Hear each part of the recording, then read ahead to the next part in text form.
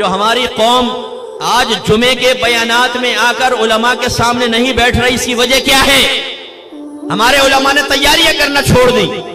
بہت ہی کم آپ کو ایسے عالم ملیں گے جو ہر جمعے کے بیان کی تیاری کے لیے قرآن کھولیں، تفسیر کھولیں، حدیث کھولیں، شرح کھولیں، فقہی عبارات نکالیں، اکابرین کی تعلیمات کا نچوڑ نکالیں، تب ایک مدلل بیان بنا کر پبلک کے سامنے پیش کریں۔ کیا ضرورت ہے؟ تقریروں کی کتابیں لے لیں، ایک آیت کی تفسیر دیکھی، بس بیان کر دیں گے، آدھا گھنٹہ تو نکالنا ہے۔ اب تو فقیر کے لیے آدھا گھنٹہ نکالنا کوئی پرابلم ہی نہیں ہے، یوں بیان شروع کرتا ہوں، یوں ختم کر دیتا ہوں۔ 25 سال سے قوم سامنے بیٹھی ہوئی ہے، لوگوں کو ایک مسئلہ سیکھنے کا موقع نہیں مل رہا ہے۔ لڑکے لڑکیاں بازی کر رہے ہیں، زنا کر رہے ہیں، حرام کر رہے ہیں، لڑکیاں لڑکوں سے دوستیاں کر رہی ہیں، اپنے ماں باپ کی، اپنے بھائیوں کی گردن شرم سے جھکانے کے لیے گندی حرکتیں کر رہی ہیں۔ اور یہاں صاحب بیان دیکھ لیں، پبلک کچھ چاہ رہی ہے، بیان ادھر جا رہا ہے، پبلک کی سوچیں ادھر جا رہی ہیں۔ نہ کوئی کرنٹ ایشوز پہ کلام، نہ ماڈرن چیلنجز کے بارے میں کلام۔ ایک ینگسٹر، ایک پڑھا لکھا نوجوان کیا کرے گا مسجد میں آ کر؟ آپ کے سامنے آدھا گھنٹہ بیٹھ کے کیا کرے گا؟ کیوں بیٹھے وہ اس وقت نکل کر آئے گا جب آپ کے دوسرے خطبے جمعے کی اذان کے لیے مائک میں کھڑ کھڑ پیدا ہوتی ہے نا۔ یہ مخصوص اور بڑی محبوب سی آواز نوجوانوں نے یہاں اپنی میموری میں فٹ کر رکھی ہے۔ وہ جمعے کا ٹائم ہو گیا، بھاگ کے بس پہنچ جاتے، نماز پڑھی، پھر اس کے بعد وہ سنن نوافل نہیں پڑھتے۔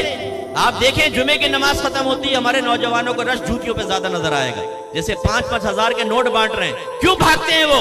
ہم نے بیزار کیا ہے انہیں، علماء نے بیزار کیا ہے، ہمارے جمعے کی نمازیں پڑھانے والوں نے قوم کو بیزار کیا ہے دین سے۔ جب ایک نوجوان کی ریکوائرمنٹ بھی پوری نہیں ہوگی، وہ کیوں آگے آپ کے سامنے بیٹھے گا؟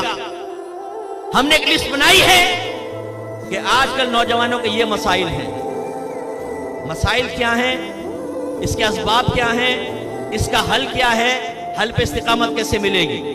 کی ہے ہم نے تیاری؟ کیوں آئے گی قوم ہمارے پاس؟ پھر ہمارا شکوہ، پتہ نہیں یہ قوم آج کل علماء کو چھوڑ چکی ہے۔ اب دیکھو علماء کی قدر نہیں رہی، قدر کی نہیں جاتی، قدر کروائی جاتی ہے۔ آپ نے اپنی قدر کروانے کے لیے کیا کیا یہ بتائیے۔ قوم کو برا بھلا کہنے سے بہتر یہ ہے کہ میں اور آپ اپنے گریبان میں جھانکیں اور اپنے بارے میں غور و تفکر کریں کہ ہم نے قوم کو کیا دیا۔ میں نے UK میں ایک دفعہ وراثت کے مسئلے بیان کیے، جمعے کا بیان تھا، میں نے وراثت کے مسائل بیان کیے۔ ایک شخص میرے پاس آیا، کہنے لگا 63 سال ہو گئے، بوڑھے تھے، 63 سال ہو گئے بیانات سنتے ہوئے، آج زندگی میں پہلی بار ممبر سے میں نے یہ مسئلے سنے۔ ایسی ایک جگہ میں نے تقدیر کے مسائل بیان کیے، مسئلہ تقدیر کو بیان کیا، اس کی اقسام ذکر کی۔ ایک 70 سالہ شخص سامنے آیا، کہیں گے استاد داڑھی سفید ہو گئی، 70 سال میری عمر ہے، اور آج پہلی مرتبہ مجھے مسئلہ تقدیر سمجھ میں آیا۔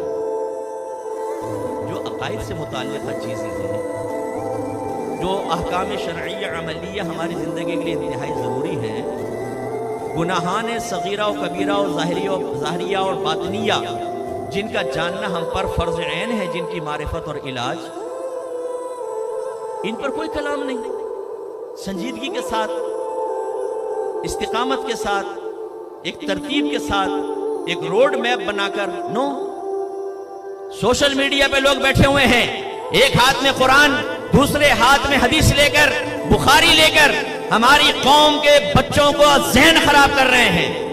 لیکن ہیں ہم یہ ذہن بنائیں یار اس چیلنج کا میں مقابلہ کروں، نہیں، ہار میں جائیں۔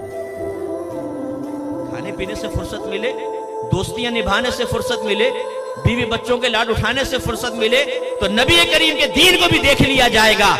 لوگ تباہ ہو رہے ہونے دو، ہمیں کیا ضرورت ہے؟ غلط۔ اگر ہم صاحب علم حضرات ہی ان چیزوں کا رد نہیں کریں گے، اپنی قوم کو اس لعنت اور اس خطرے سے نہیں بچائیں گے، میں یقین سے کہتا ہوں آپ کی آنے والی نسلیں بھی نہیں بچیں گی۔